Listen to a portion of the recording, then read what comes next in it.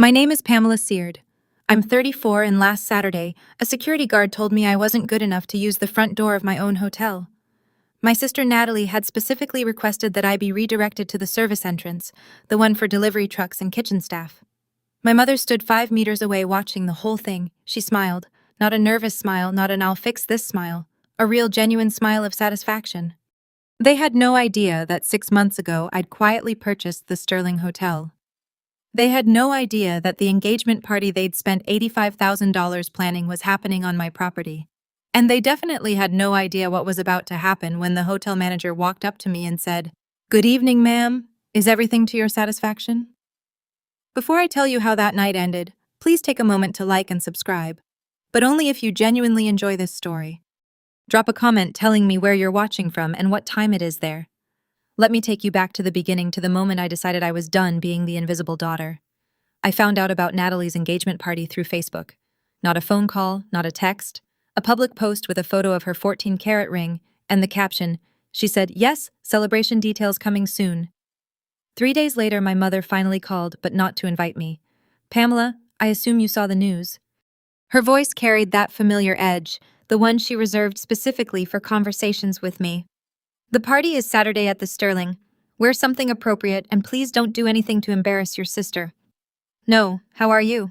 "No, we'd love to have you there. Just instructions and warnings." I thought about Thanksgiving 2 years ago. My mother had introduced me to her book club friends while Natalie stood nearby in her designer dress. "This is Pamela, my younger one. She's still figuring things out." I was 32. I owned 2 hotels, but she introduced me like I was a college dropout living in her basement. The thing is, she didn't know about the hotels. None of them did. Not because I was hiding it, but because no one ever asked. Every family dinner, every holiday call, the conversation always circled back to Natalie. Natalie's promotion, Natalie's new apartment, Natalie's perfect boyfriend, Bradley from the Harrington family, and me. I was background noise. What my mother didn't know, what none of them knew, was that 6 months earlier, I had finalized the purchase of the Sterling Hotel, the same hotel where my sister was about to throw her lavish engagement party. I hadn't planned it that way. When I acquired the Sterling, I didn't even know Natalie was dating Bradley. But fate, it seems, has a sense of humor. I stared at my phone after my mother hung up. She hadn't even asked if I could come. She just assumed I had nothing better to do. The favoritism didn't start with Natalie's engagement. It started the day I was born, 2 years too late, apparently to matter. When Natalie turned 25, my mother gave her $40,000 for a down payment on her first apartment. "You're building a life," Mom had said, beaming. "This is an investment in your future." When I turned 25, I asked for a loan to buy a small bed and breakfast I'd found upstate. 10 rooms, needed work, but I saw potential. My mother laughed. "Pamela, that's not a business plan. That's a fantasy. Natalie knows how to build a life. You just drift." I took out a bank loan instead. 18% interest. It nearly broke me that first year, but I made it work.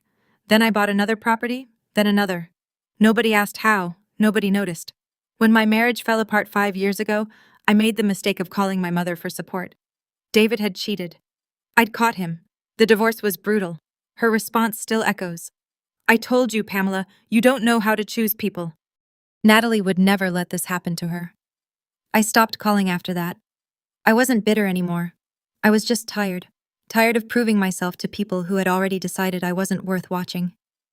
My phone buzzed. An email from Marcus, the general manager at the Sterling. "Miss Seard, I need to inform you about the engagement party booking this Saturday. The client has made some unusual requests regarding guest access. Please advise at your earliest convenience." I opened the attachment. My chest tightened as I read. There it was in black and white, a list of names and instructions. My name was on that list. The email from Marcus contained a guest management document. 3 names flagged for alternative entrance routing. The first 2 were former colleagues of Bradley's, something about a business dispute. Understandable. The third name was mine. Next to it in Natalie's handwriting scanned into the document. Pamela Seard, sister of bride. Redirect to service entrance if she appears. Do not allow through main lobby under any circumstances. I read it 3 times, then a 4th. My own sister had put me on a list with people her fiancé was actively avoiding. She'd classified me as someone who needed to be hidden, kept away from the important guests, the real family. Marcus had added a note. Miss Seard, I found this request highly unusual given your relationship to the property. Should I intervene? Please advise. I sat in my office watching the city lights flicker through the window. The Sterling stood somewhere in that maze of buildings, my building, where my sister was planning to humiliate me in front of 200 people. I had options. I could cancel the event. I could reveal myself before the party and watch Natalie scramble. I could simply not attend and let them think they'd won. But none of those options felt right. If I didn't go, they would continue treating me as invisible. If I reacted publicly, they would call me dramatic, unstable, proof that I was exactly who they always said I was. But if I attended and let the truth reveal itself naturally, I typed my response to Marcus. Do not change anything. Let them proceed exactly as planned. I will handle this personally. His reply came within minutes. Understood, Miss Seard. I'll be on standby. I closed my laptop. Saturday was going to be interesting. I called Daniel the next morning. We'd been friends since college. Back when I was just a girl with big dreams and no money. Now he was my attorney, but more importantly, he was the one person who'd watched me build everything from nothing. They put you on a blacklist? His voice was sharp with disbelief. At your own hotel service entrance, like I'm delivering the shrimp. Pam, this is insane. Just tell them you own the place. Watch them gravel. And then what? I stared at the ceiling of my apartment. They apologized because they're scared, not because they're sorry. Nothing changes. I'm still the daughter they tolerate. Daniel went quiet. Then, what do you actually want? Revenge or closure? The question hung in the air. I'd asked myself the same thing 100 times since reading that email. I don't want revenge, I finally said. I want them to know that I'm not who they think I am. I want to stop shrinking myself for people who never made room for me. That's not nothing, Pam. No, it's not. He sighed. If you're doing this, you need backup. Want me there? I can come as your +1. Old college friend catching up. That works. And I'll bring some documentation just in case someone demands proof. He paused. You know, this could blow up their whole night. I know. And you're okay with that? I thought about every dinner where I was overlooked, every achievement that went unnoticed, every time my mother looked through me like I was glass. I'm okay with not hiding anymore, I said. Whatever happens after that is their choice. Daniel agreed to meet me at the Sterling on Saturday. I hung up and looked at the dress hanging in my closet. Simple, black, unassuming, perfect. Saturday arrived faster than I expected. By 7 o'clock, the sun had dipped below the skyline, painting the Sterling's facade in shades of amber and gold. I'd chosen my outfit carefully. A simple black dress, elegant but understated. No diamonds, no statement pieces, just pearl earrings my grandmother left me. The kind of outfit that says I belong here without screaming for attention. The valet recognized my car but said nothing. I'd asked Marcus to keep my attendants quiet. As far as the staff knew, I was just another guest tonight. The main entrance glowed with warm light. Through the glass doors I could see the lobby, crystal chandeliers casting rainbows across marble floors, guests in evening wear drifting toward the ballroom. Laughter echoed, champagne flowed, my sister's perfect night. I straightened my shoulders and walked toward the front door. That's when he stepped forward. A security guard in a dark suit, earpiece visible, clipboard in hand. Young, professional, just doing his job. Good evening, ma'am. Your name? Pamela Seard. He scanned his list. I watched his fingers stop. His expression flickered. Confusion, then practice neutrality. I'm afraid you'll need to use the service entrance, ma'am. Excuse me, those are my instructions. The service entrance is around the back through the kitchen corridor. I didn't move. Can I ask who gave those instructions? The event organizer. He shifted uncomfortably. I'm sorry, ma'am. I'm just following protocol. Protocol? My sister had created a protocol for keeping me out. I looked past his shoulder through the glass doors into the lobby, and that's when I saw her, my mother, standing just inside, looking directly at me. Our eyes met across 15 feet of marble and glass. She didn't move. Didn't wave, didn't come to help. She just smiled. That smile, I'd seen it before. When Natalie won awards in high school, when she graduated summa cum laude, when she announced her engagement, that smile of pure, undiluted pride, but she'd never once directed it at me until now. And this wasn't pride. This was satisfaction. My mother watched her youngest daughter get turned away at the door like uninvited catering staff, and she was pleased. This wasn't an oversight or a miscommunication. This was deliberate, coordinated. She wanted this to happen. 10 meters behind her, I could see Natalie near the ballroom entrance, radiant in cream-colored silk, accepting air kisses from guests. She glanced toward the lobby, toward me, and I caught it. The smallest flicker of acknowledgement, a quick look. Then she turned back to her admirers, laughing at something someone said. The security guard cleared his throat. "Ma'am, the service entrance." A bellhop near the concierge desk had noticed the exchange. I recognized him, Thomas, who'd been with the hotel for 3 years. His eyes widened when he saw me, and he started to move forward, but the security guard caught his attention, gave a subtle shake of his head. Thomas stopped, looked at me with something like apology, then looked away. I stood there for 5 full seconds. They felt like hours. My mother finally broke eye contact, turning to greet an arriving couple with warmth and laughter, as if nothing had happened, as if I hadn't just been publicly humiliated while she watched. The security guard waited, increasingly uncomfortable. I could have said something, could have demanded to speak to the manager, could have revealed everything right there. But not yet. "Fine," I said quietly. "I'll use the service entrance." I turned and walked toward the side of the building, my heels clicking against the pavement. Let them think they'd won. The service entrance smelled like industrial cleaner and fresh bread. Fluorescent lights buzzed overhead, a harsh contrast to the crystal-draped elegance 50 feet away. I pushed through the heavy metal door and entered the kitchen corridor. Stainless steel counters stretched in every direction. Steam rose from simmering pots, the controlled chaos of a 5-star kitchen in full swing. Then silence, one by one. Staff members noticed me. A prep cook paused mid-chop. A server carrying a tray of champagne flutes froze. Chef Rivera, who'd been barking orders at his team, went absolutely still. "Miss Seward," his voice was barely above a whisper. "We weren't expecting you to." "It's fine, chef. Please continue." Nobody moved. I realized they'd all seen the guest list. They knew my name was on it, and they knew exactly why I'd come through this door instead of the main entrance. "Really?" I said, keeping my voice calm. "Tonight, I'm just a guest. Carry on." Chef Rivera nodded slowly. "The salmon is exceptional tonight, Miss Seard. Rivera's special preparation. I'm sure it will be perfect." The kitchen gradually resumed its rhythm as I walked through, though I felt every eye following me. A dishwasher nearly dropped an entire rack of glasses. A pastry chef whispered something to her colleague. I reached the service door that led to the ballroom's back corridor. Through the small window, I could see the party in full swing. Crystal chandeliers, elegant guests, my sister at the center of it all, Bradley's arm around her waist. 200 people celebrating Natalie's perfect life. I allowed myself a small smile, not bitter, not angry, patient. I straightened my dress, took a breath, and pushed through the door. Time to join the party. The ballroom was breathtaking. Even knowing every inch of this hotel, even having approved the renovation budget myself, seeing it transformed took my breath away. Gold-draped tables surrounded a central dance floor. A string quartet played Vivaldi in the corner. The backdrop behind the main table read "NB Forever," an elegant script, $85,000. That's what this night cost. I knew because the invoice had crossed my desk. My phone vibrated. "Daniel in position. Bar northeast corner."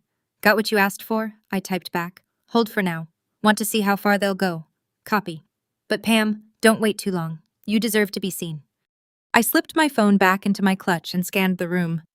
My mother was holding court near the gift table, accepting compliments on behalf of her beautiful daughter. Natalie floated between guest clusters, Bradley dutifully at her side. Nobody had noticed me yet. I'd entered through a side door, blending with returning staff before slipping along the wall in my simple black dress without the sewer name preceding me. I was invisible, exactly as they wanted. I spotted Marcus across the room. Our eyes met briefly. He started to move toward me, instinct probably, to check if his employer needed anything. I gave the slightest shake of my head.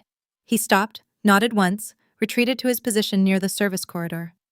A few feet away, my mother was telling someone about Natalie's accomplishments. Top of her class at Columbia, Bradley's family was so impressed. "The Harringtons don't accept just anyone, you know." She gestured expansively, her champagne sloshing slightly. "We're so blessed. Natalie has always known exactly what she wants." I took a glass from a passing server and found a spot in the shadows. The night was young. Marcus was struggling.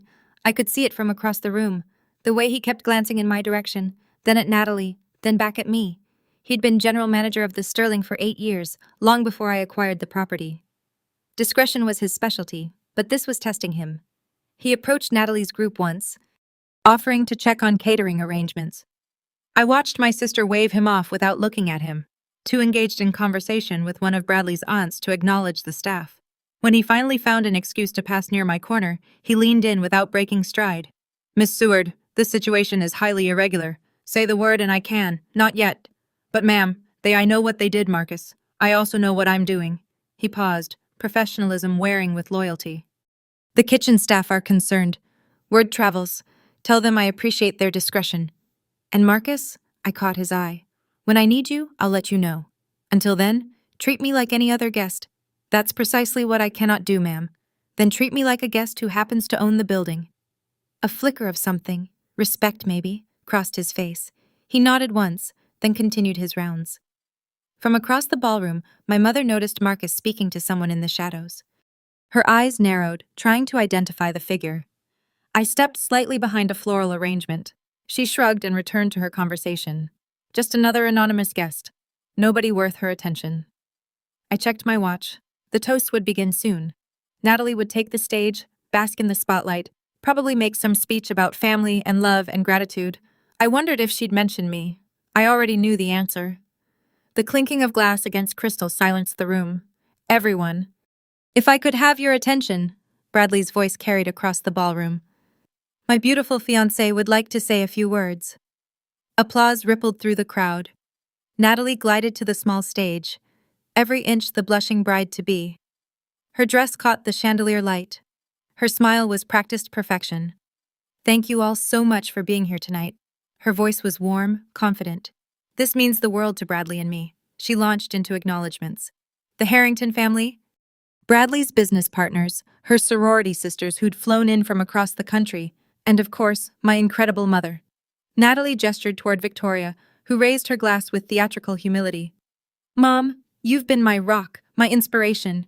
Everything I am is because of you." More applause. Victoria dabbed at dry eyes.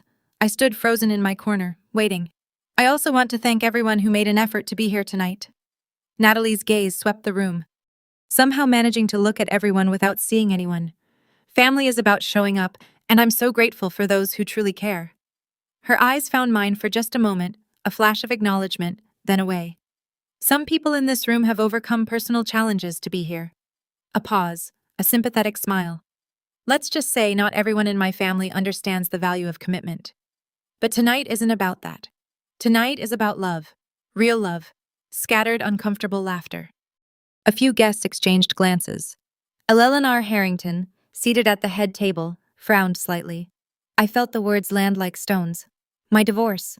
She was talking about my divorce in front of 200 people, including the family her fiancé came from. My hand tightened around my champagne glass. Still, I didn't move. Natalie finished to enthusiastic applause. Before the noise died down, my mother was already rising from her seat. If I may add a few words, she didn't wait for permission. Victoria Seard never did.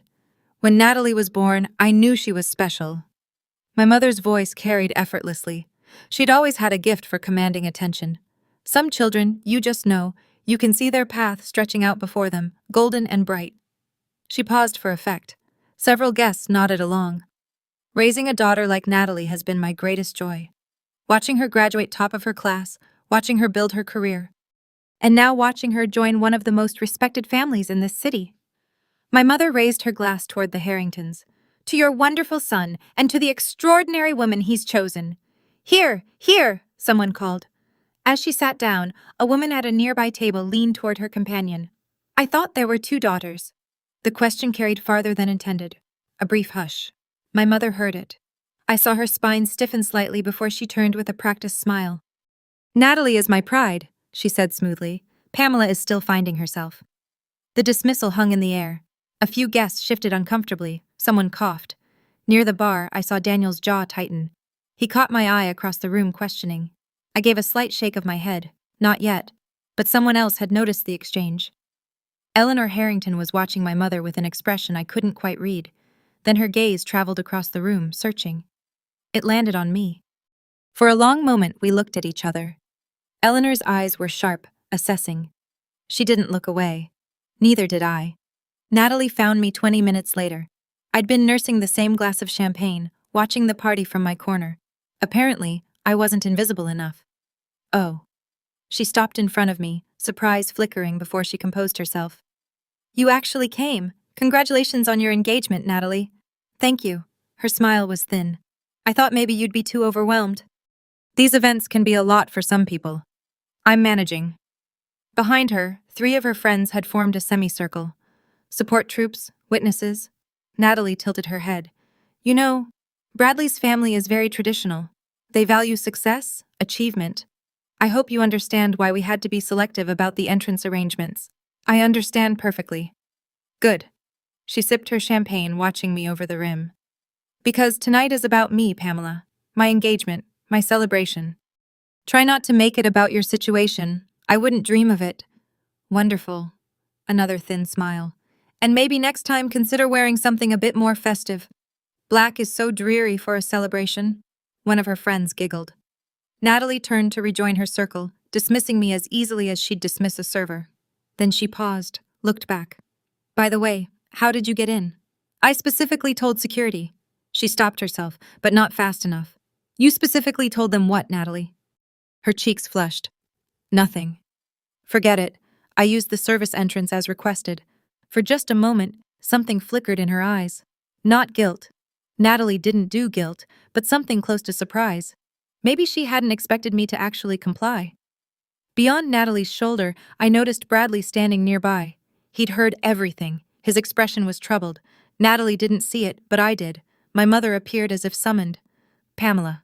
Her voice was low, sharp, a word. She guided me to an alcove near the service corridor, away from the main crowd, but still visible. Still public enough that I couldn't make a scene without witnesses. What are you doing here? Attending my sister's engagement party? Don't be smart with me. She glanced around, making sure no one important was watching. You know exactly what I mean. After everything, you just show up. Was I not invited? Her jaw tightened. This is Natalie's night. Don't ruin it. I haven't done anything, Mom. Good. Keep it that way. She looked at my dress with undisguised disappointment. Couldn't you at least wear something nicer? Something that shows you made an effort? The Harringtons are watching. I won't have you embarrass us. I felt something shift inside me. A lock turning, a door closing. Us, I repeated quietly. Who is us exactly? Don't start, Pamela. Not tonight. Before I could respond, Marcus appeared at the edge of my vision. His expression was carefully neutral. But I could see the tension in his shoulders. I apologize for the interruption. His voice was formal, professional.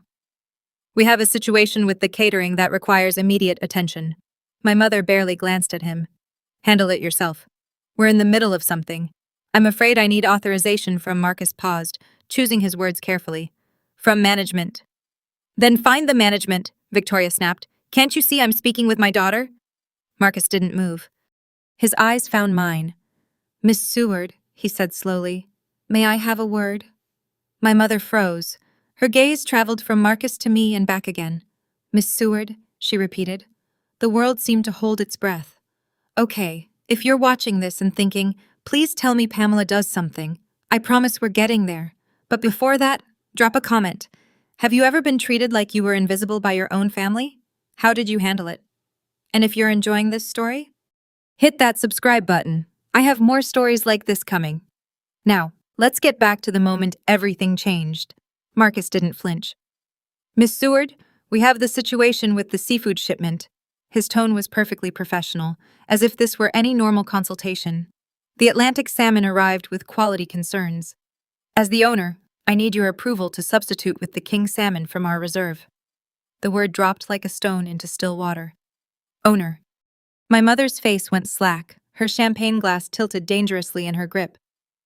I'm sorry. Natalie had appeared from nowhere, her voice sharp. What did you just call her? Marcus turned with the calm of a man who had served diplomats and dictators. I addressed Miss Pamela Sayard, the owner of the Sterling Hotel. Is there a problem? Silence. Complete absolute silence. Around us, conversations had stopped. Nearby guests turned to stare. The string quartet played on oblivious. Their Vivaldi suddenly grotesque against the frozen tableau. I kept my voice level. The king salmon will work, Marcus. Tell Chef Rivera to adjust the sauce to complement. Perhaps the citrus reduction instead of the dill. Excellent choice, ma'am. Marcus inclined his head. A small bow nearly imperceptible. I'll inform the kitchen immediately. He retreated. The click of his heels on marble echoed in the silence. I turned back to my mother and sister.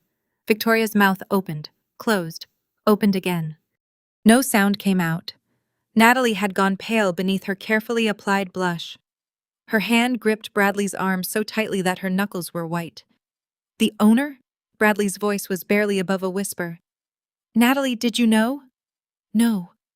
Natalie's voice cracked. No, that's not. She doesn't. Somewhere behind me, a champagne glass shattered on the floor. Someone gasped, and for the first time in 34 years, my family was looking directly at me. This is a joke. Natalie's voice was too loud. Edged with panic. Some kind of sick joke. She doesn't own anything. Whispers rippled through the crowd like wind through grass. Guests leaned toward each other, eyebrows raised, phones quietly emerging from pockets and purses. I've owned the Sterling for 6 months, Natalie. I kept my voice calm, conversational. You can verify with the county property records if you'd like. They're public. 6 months. My mother finally found her voice. That's impossible. We would have known. Someone would have told us. Who would have told you, Mom? You never asked what I do. You never asked about my life at all. Victoria's face cycled through emotions, shock, confusion, something that might have been shame before it hardened into defensiveness. This is ridiculous. You're making things up to ruin your sister's night. I'm not making anything up, and I'm not trying to ruin anything. Then what is this? Natalie gestured wildly at the ballroom. Some kind of power play? You wait until my engagement to reveal you own the hotel. How petty can you be? I didn't plan this, Natalie. I bought this hotel because it was a good investment. You chose to have your party here, and you chose to put me on a list. The word list landed hard. I saw several guests exchange confused glances. Eleanor Harrington rose from the head table and began walking toward us. Her stride was measured, deliberate. The walk of a woman who hadn't hurried in decades because the world waited for her. I'm sorry, her voice cut through the murmurs. Did I understand correctly? You own this hotel. Every eye in the room turned to me. Yes, Mrs. Harrington. I met her gaze steadily along with 3 others. The silence that followed was deafening. Eleanor Harrington had the kind of face that revealed nothing unless she wanted it to. Right now, she wanted it to reveal disappointment. Victoria. Her voice was silk over steel. You told me your family was modest. You said Pamela was struggling. Finding herself, I believe, were your exact words. My mother's composure crumbled. I didn't know. You didn't know your own daughter owned one of the most prestigious boutique hotels in the city? Eleanor's eyebrow arched a millimeter along with 3 others, apparently. She never told us. I find that difficult to believe. Eleanor turned to study me with new eyes.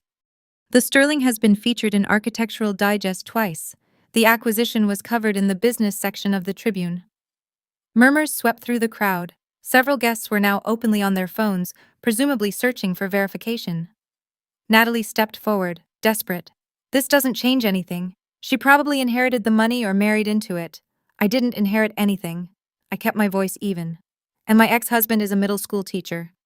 I built this business myself, starting with a 10-room bed and breakfast 8 years ago. Impressive. Eleanor's tone suggested this was not a casual compliment. She turned to Bradley. You told me you'd done due diligence on the family. Bradley's face had gone ashen. Natalie said she told me her sister was what? I asked quietly. He couldn't meet my eyes. Eleanor turned back to Victoria. Let me understand this correctly. This daughter is a successful business owner. And you had her directed to the service entrance of her own property. Victoria opened her mouth, closed it. Perhaps, Eleanor said, her voice carrying effortlessly. We need to have a conversation about due diligence. She wasn't talking to Victoria anymore. She was talking to Bradley. Prove it. Natalie's voice was ragged now, stripped of its earlier polish. Anyone can claim to own something. Show us proof. I don't need to prove anything to you, Natalie. Of course you don't, because you can't, because this is all actually. Eleanor Harrington cut through like a scalpel. I would appreciate verification. This is quite a significant revelation, and given the circumstances. She let the implication hang. Daniel materialized beside me. I hadn't seen him approach. I happened to have the relevant documentation. His voice was crisp, professional. Daniel Webb, Miss Seard's attorney. I thought it might be prudent to bring copies tonight, given the unusual guest access arrangements. He produced a leather folder from his jacket. Inside were several documents: the acquisition paperwork, the deed transfer, the business registration. Eleanor took the folder. Her eyes scanned the pages with the practiced efficiency of someone who'd reviewed countless contracts. The crowd pressed closer, straining to see. "The Sterling Hotel," Eleanor read aloud, her voice carrying. "Acquired 6 months ago. Full ownership transferred to Pamela Catherine Seard. No outstanding debt, no partners, sole proprietor." She looked up, fixing my mother with a gaze that could have frozen champagne. "And you had her use the service entrance." Victoria had shrunk somehow, her earlier grandeur deflating. Beside her, Natalie looked like she might be sick. "I didn't know," Victoria whispered. "How could I have known?" "By asking," I said quietly. "By calling. By being interested in my life even once in the past decade." The words weren't angry. They weren't bitter. They were just true. And somehow that made them worse. Eleanor returned the folder to Daniel, her decision apparently made. She turned to Bradley without another word. "We need to talk now." "All right. We're at the climax now. Before I tell you what I did next, I have a question. If you were in my position, would you forgive your family, or would you set a permanent boundary? Comment forgive or boundary. I want to know what you would do. And if you haven't already, hit like so more people can see this story." Now, back to the party. Eleanor led Bradley to a quiet corner, their heads bent together in urgent conversation. Around us, the party had fractured. Some guests pretended to resume normal conversations, stealing glances our way. Others made no pretense at all, watching openly like spectators at a tennis match. My mother grabbed my arm. "Pamela, please." Her voice had lost all its earlier authority. "You're embarrassing us." "Stop this." I gently removed her hand. "No, Mom, you embarrassed yourselves. I just showed up. So what now?" Natalie's mascara was starting to smudge, her perfect facade cracking. "You're going to cancel the party?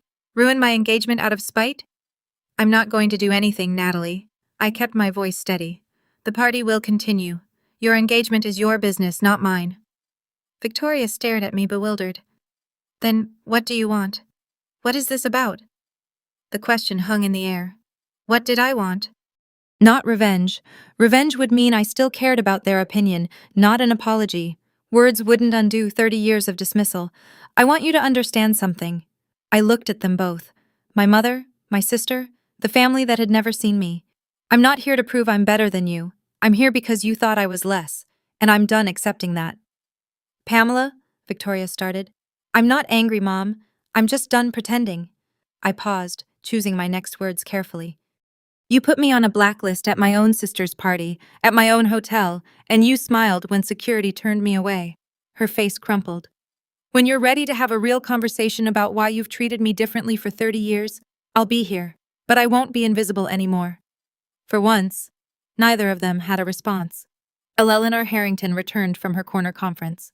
Bradley trailed behind her, his expression that of a man who had just received very bad news. "Natalie." His voice was strained. "We need to talk later in private." "Bradley, whatever she told you later." The single word silenced her. Eleanor approached my mother with the gracious smile of someone delivering a death blow. "Mrs. Seard, this has been a most illuminating evening." Victoria attempted to rally. "Mrs. Harrington, I assure you, this changes nothing about Natalie and Bradley's relationship. I'm afraid that's not your decision to make." Eleanor's smile never wavered. "It seems we were given an incomplete picture of your family.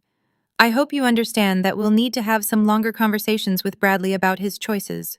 "What does that mean?" "It means exactly what I said." Eleanor's gaze was pleasant and utterly merciless.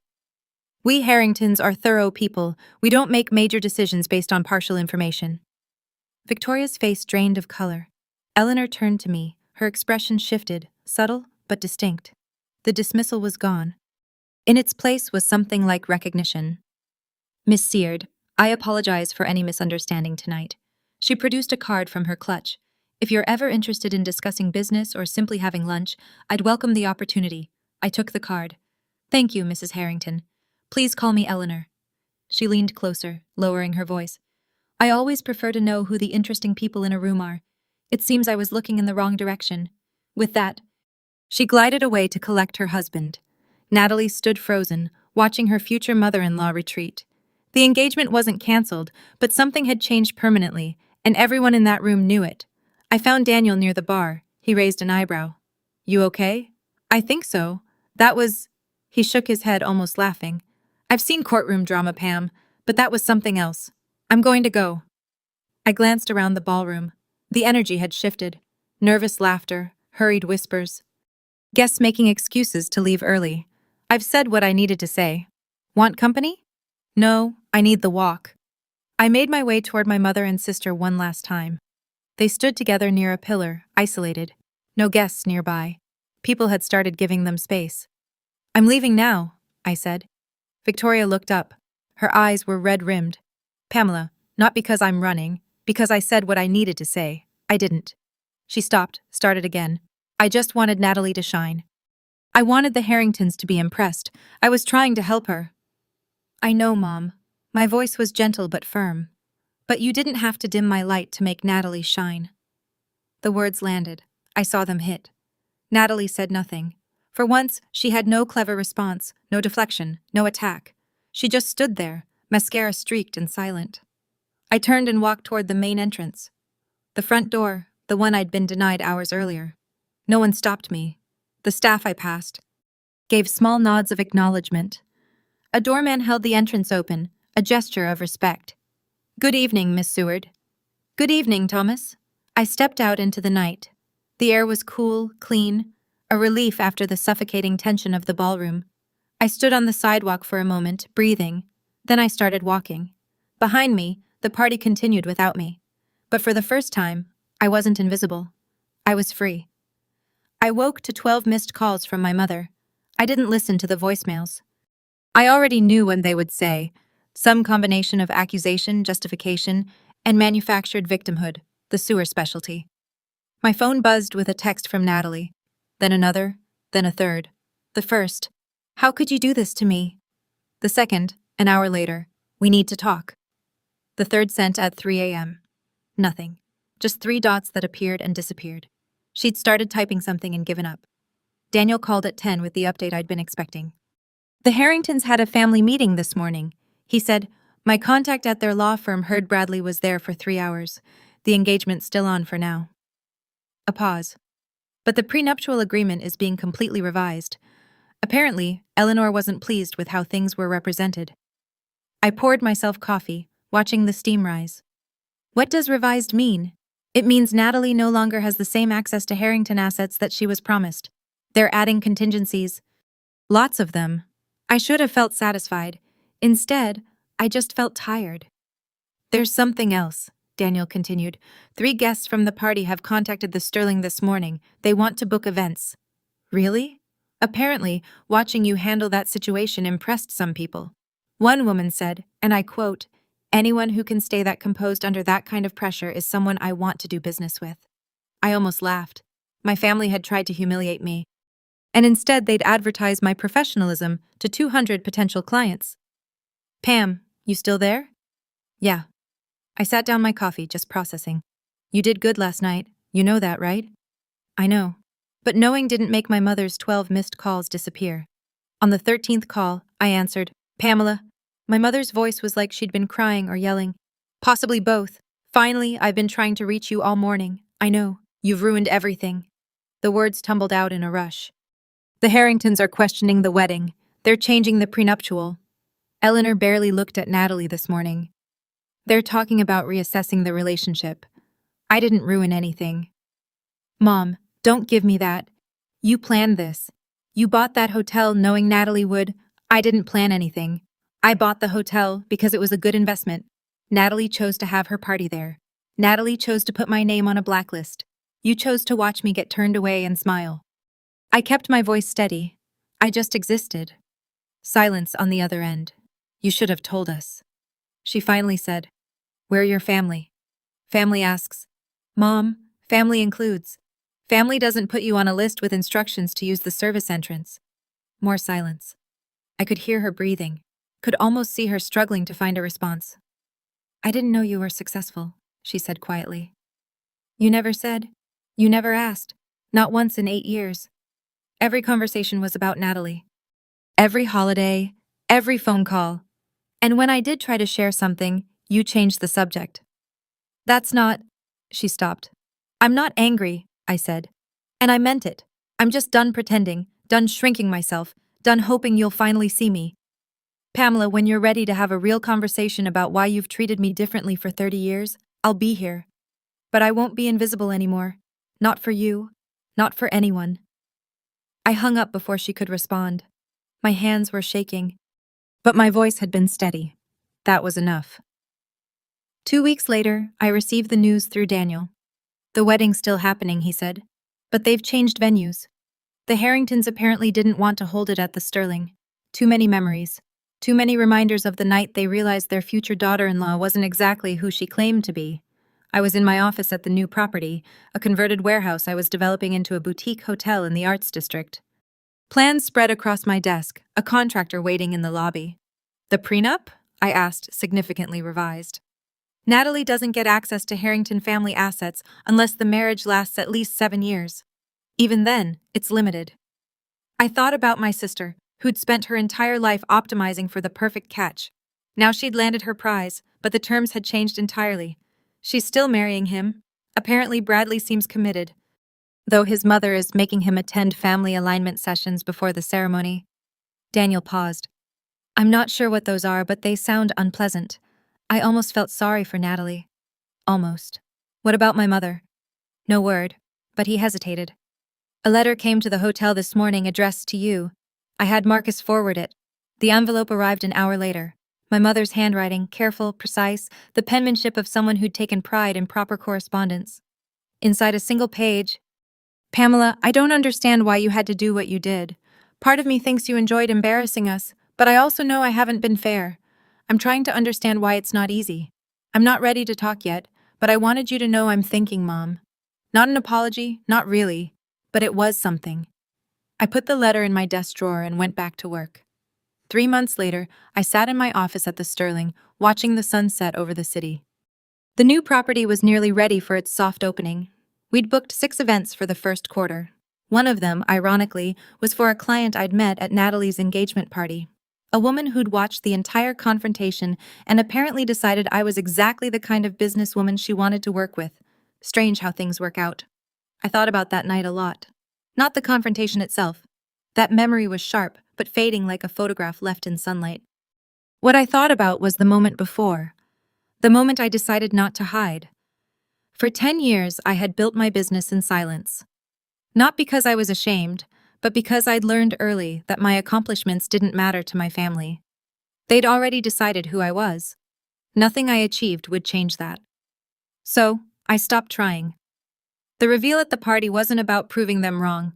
It wasn't about revenge or humiliation or even justice. It was about refusing to be invisible. That's the lesson, I think. The one it took me 34 years to learn. You can spend your whole life trying to earn the approval of people who will never give it. Shrinking yourself to fit the space they've allotted you, hoping that one day, if you're successful enough, good enough, they'll finally see you. Or you can stop. You can stop performing for an audience that isn't watching. You can build something real for yourself by yourself, and when they finally look up, if they ever look up, you can simply say, I was here all along. You just weren't paying attention. That's not revenge. That's just truth. And sometimes truth is more powerful than any revenge could ever be. Spring came early that year. I signed the papers on my 5th property in March, a historic inn upstate, not far from where I'd bought my first bed and breakfast 8 years ago. Full circle in a way. Natalie's wedding happened in April. I wasn't invited. I wasn't surprised. But Bradley sent me an email the week before. Pamela, I want to apologize for how things went at the engagement party. I should have said something when Natalie made those arrangements. I didn't, and I'm sorry. Natalie is processing. She's embarrassed, though she'd never admit it. Give her time. For what it's worth, I think what you've built is impressive. Eleanor brings it up at least once a week. I hope you and Natalie can talk someday. Best, Bradley. I didn't reply, but I saved the email. My mother called once a month now. The conversations were short, awkward, full of silences neither of us knew how to fill, but she was trying in her own way. Last week she asked about the new property. First time she'd ever asked about my business, the Historic Inn, I said. We're restoring the original Victorian details. Should be ready by fall. That sounds a pause. That sounds lovely, Pamela. Not praise exactly, but acknowledgement. It wasn't much. But it was more than I'd had before. I don't hate them. My mother, my sister, the family that spent 30 years looking through me. I just don't need them to see me anymore. I see myself, and that's enough. It took me a long time to understand that, to really feel it, not just say it, but I do now. I'm not the invisible daughter anymore. I'm just Pamela Ciard, and I'm exactly who I chose to be. If you're watching this, and you've ever felt invisible in your own family, I see you. I know what it's like to walk into a room full of relatives and feel like you're behind glass, present but untouchable. I know what it's like to achieve something extraordinary and have no one notice. I know what it's like to wait your whole life for someone to finally look up and say, "I'm proud of you." I also know that you might be waiting forever. Setting boundaries isn't about revenge. It isn't about making people feel bad or proving that you're better than them. It's about respect for yourself. You don't have to be loud to be heard. You don't have to be dramatic to make a point. Sometimes the most powerful thing you can do is simply stop hiding. Show up as yourself. Speak your truth calmly, and let the people around you decide how they want to respond. Some of them won't like it. Some of them will call you dramatic or vindictive or ungrateful. That's their problem, not yours. Your worth isn't determined by people who refuse to see it. Read that again. Your worth isn't determined by people who refuse to see it. Not by the mother who overlooked you, not by the sibling who dismissed you, not by the family that made you feel like you were less. You are not less. You never were. This is Pamela Ciard, and I am no longer the invisible daughter. Thank you for staying until the end. If my story resonated with you, please leave a comment sharing your experience. Have you ever had to set boundaries with family? How did it go? Don't forget to like, subscribe, and hit the notification bell so you don't miss the next story. I have more family drama stories coming, some even wilder than this one. Check the description for links to similar stories. I'll see you in the next